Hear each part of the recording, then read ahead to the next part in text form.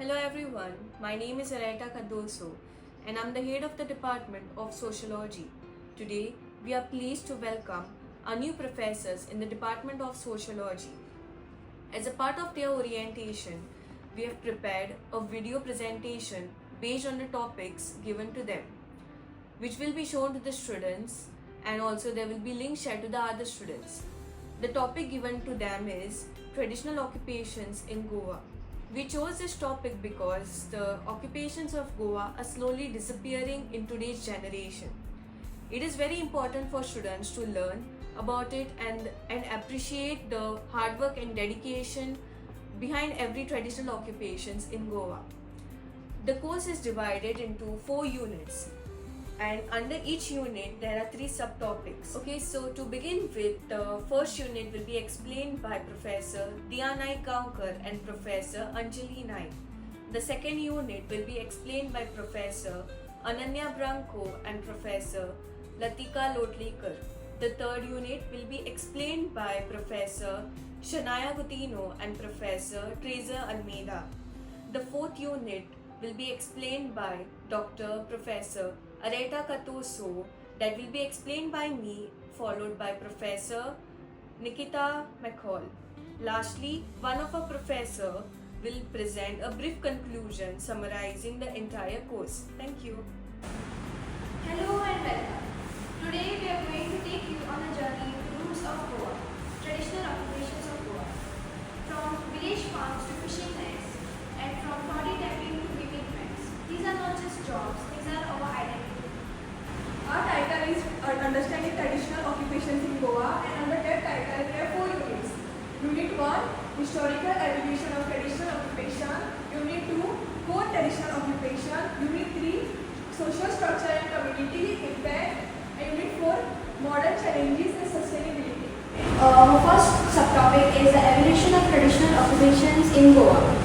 ह्या लेसना भितर आमी शिकतले की जे गोवाचे ट्रेडिशनल ऑक्युपेशन्स आसा ते आमी कशें करून पयलीं करताले आनी आजून म्हणल्यार कितले वर्सां मदीं कशें तेंचे मदीं डेवलपमेंट जाला ते आमी शिकतले. Okay, so I'm going to explain the subtopic socio-economic and cultural factors that shape this livelihood.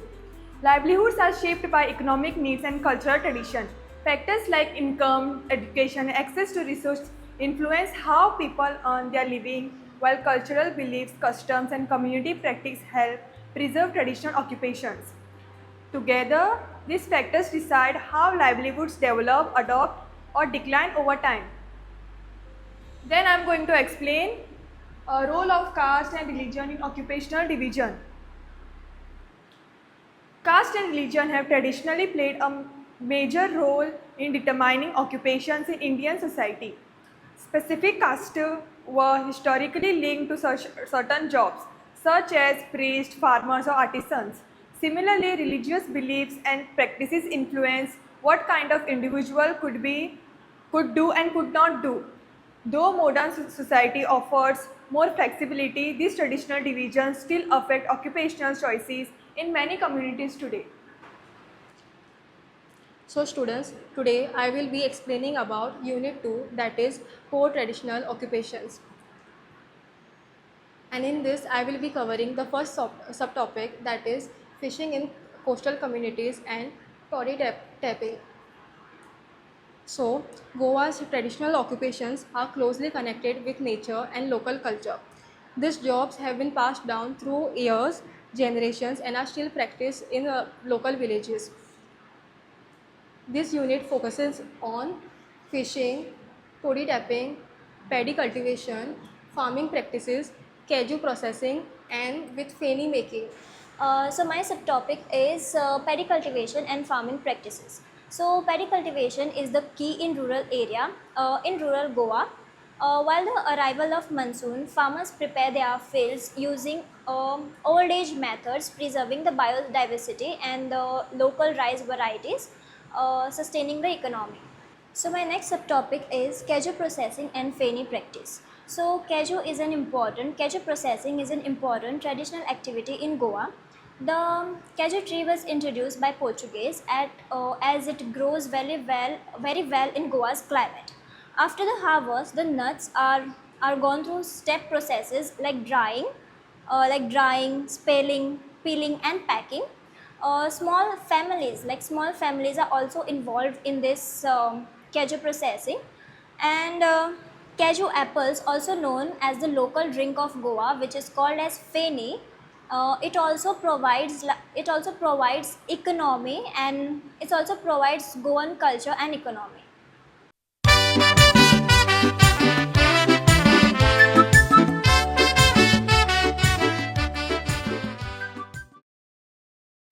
Goa's coastal identity is inseparable from the sea. For generations, fishing has been the heartbeat of many communities along the shoreline.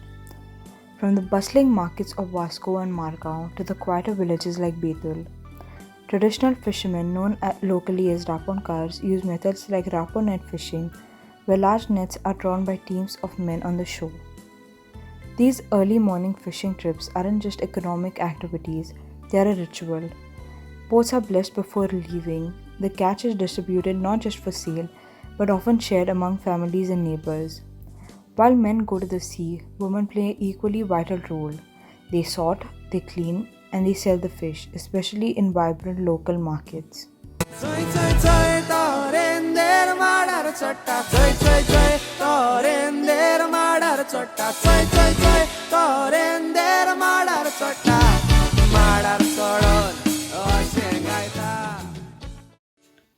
Toddy tapping still happens quietly in some Goan villages. The toddy tapper, called a reindeer, climbs tall coconut trees using ropes or small steps cut into the trunk.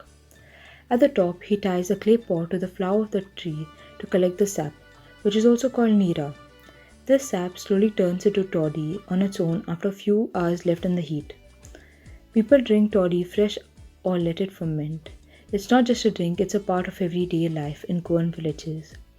Some use it to make soft rice spreads like sana or to make vinegar.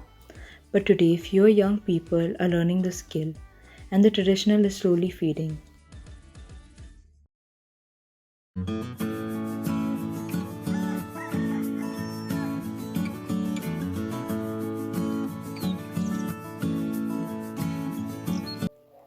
Before tourism defined Goa's economy, it was agriculture that shaped its landscape. Paddy cultivation remains one of the most significant traditional occupations in Goan villages. The main farming season starts in June when the monsoon rains arrive. Farmers get the fields ready using bullocks or machines, making the ground soft and wet for planting rice. Seedlings are grown in nursery beds and then transplanted by hand, a physical demanding task often done by women. Families come together to plant, weed, and harvest, continuing a community-driven approach that survived centuries. In the second farming season, called Rabi, farmers grow vegetables or pulses. In some places, they grow 2 or even 3 crops a year if there is enough water. All systems like bunds and water channels made long ago are still used today. But farming is getting harder, there's less rain in some years, cities are spreading, and there's not much support for farmers. Still, many continue this work using what they learned from their elders and trying to improve for today's needs.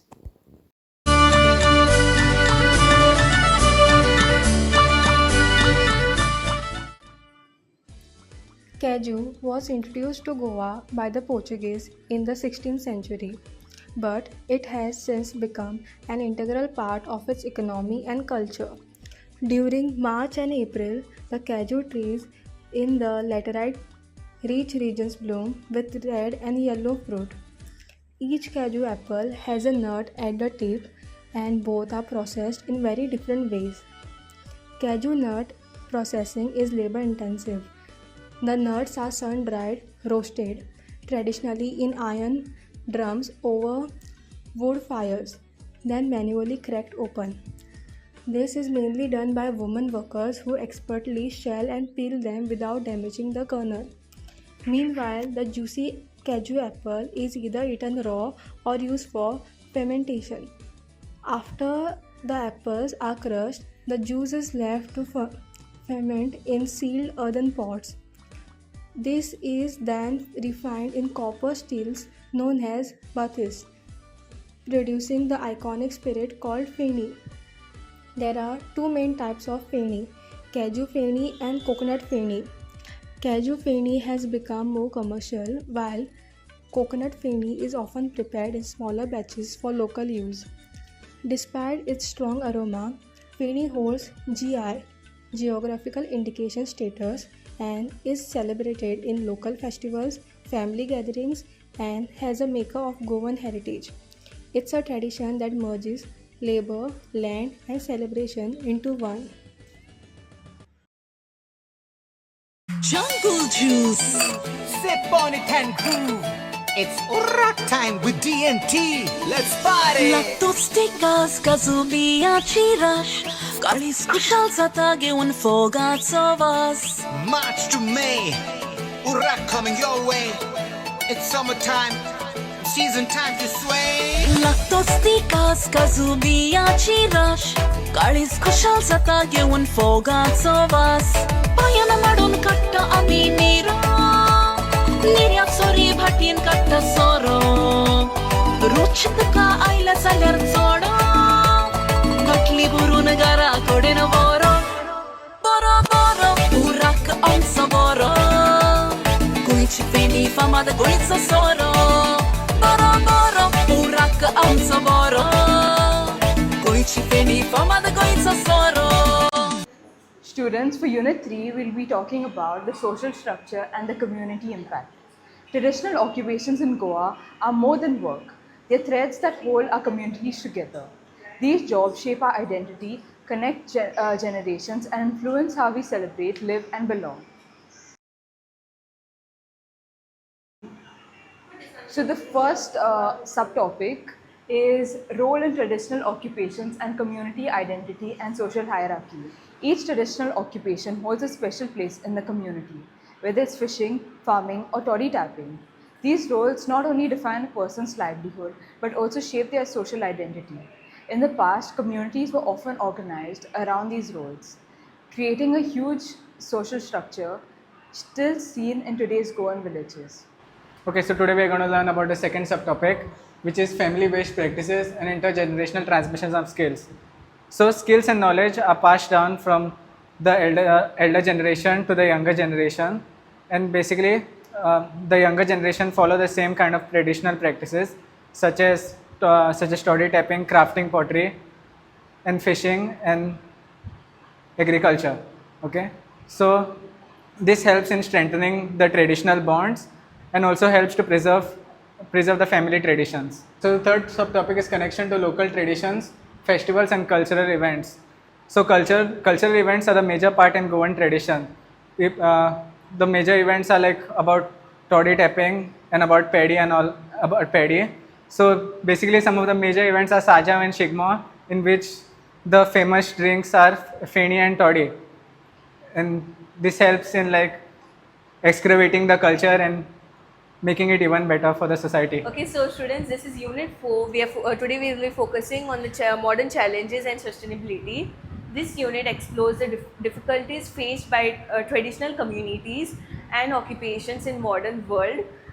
It examines how modernization and tourism are changing local economies, cultural practices and landscape. The unit also encourages sustainability approaches to preserve heritage, ensuring economic balance and protect community identity. Then the first subtopic under our fourth unit is impact of modernization and tourism. So under this subtopic, it is a contrast like between a traditional market and the tourism. So the traditional occupations are slowly disappearing as youth turn to modern jobs in cities and tourism, and also there is a lot of construction works going on where they have destroyed the fields and built new buildings. So in today's second subtopic, we'll be talking about sustainability and innovation. In Goa, because of tourism and modern life, many young Goans are leaving their traditional jobs like farming and fishing. They worry about losing their culture and not having steady jobs, and how this will affect the future. The third subtopic we'll be talking about is youth perspectives and occupation decline. In Goa, young people are finding new ways to keep traditional jobs alive while also thinking about the future. For example, some students use Instagram to sell handmade pottery or local food. The mix of the tradition and these modern ideas helps protect culture and support sustainability. So, in conclusion, traditional occupations in Goa are a vital part of its cultural heritage, shaped by historical, socio-economic, and cultural factors. Despite modernization challenges, preserving this occupation is crucial for community identity and sustainability. By understanding their evolution, significance, and challenges, we can work towards a future where traditional jobs thrive, supporting local communities and promoting Goa's rich cultural legacy. Thank you. भुरग्यानो, हांव तुमची Stitcher अरेटा उलयतां. एक ल्हानशी काणी सांगता. गोंयचो रांपोणकार. ताका दुसरे उतरांनी कारवी म्हणटा. रांपोणकार सकाळीं उठून आपली वडी घेवन दोरयान जाडी सोडटा आनी जें नुस्तें मेळटा तें विकून आपलो दुसवडो जोडटा. आदल्या तेंपार जायतें सोंपेपण आसलें, पूण आतां जायतें बदलप जालां. ताका फावो ते सवलती मेळना. ह्या खातीर जायते आमचे गोंयकारांनी हो धंदो सोडून दिला. पूण आतां अशें दिसता की हाच्या फुडें आमकां रांपोणकार पडूंक मेळचे नात. उगडास येता आमच्या पुर्वजांचो. रांपोण घालून नुस्तें दवरून नुस्तें विकून आपलो घोराबो चलयताले आनी मोगान शांतीन आनी सुसेगाद जियेताले. जावं ते रांपोणकार, जावं ते रेंदेर, पोदेर, चोणेकार, खाजेकार, नुस्तेकार, कामेरी, गोडकार, रेंदेर, फुलारी, कांकोणकार, मोचेकार, शेतकार, तिवोय. हे पारंपरीक वेवसाय आमकां सांबाळपाक जाय. Students, I stand before you not just to talk about work or livelihoods, but about identity, heritage, and pride. Dear students, we live in a fast-moving world, a world of technology, startups, and modern industries. And while progress is beautiful, in our race to modernize, we often forget the roots that shaped us. Our traditional occupations like fishing, boat making, farming, toddy tapping, and more are not just jobs.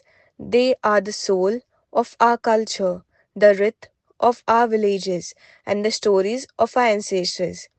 These jobs fed our families, built our communities, and kept us connected to nature. But today, many young people hesitate to continue these occupations, thinking they are outdated or less valuable. Let me tell you one thing, students. There is no shame in tradition. The real shame is letting it die. Let us bring back the pride in being a part of these timeless occupations. Let us make them respected again. Because when we protect our traditional jobs, we are not just saving livelihoods, we are saving stories, skills, and souls. So students, if we want to protect the rich heritage of Goa, then we have to follow and practice the traditional Goan occupations. There is no shame in preserving tradition, but there is a shame if we fail to preserve our tradition.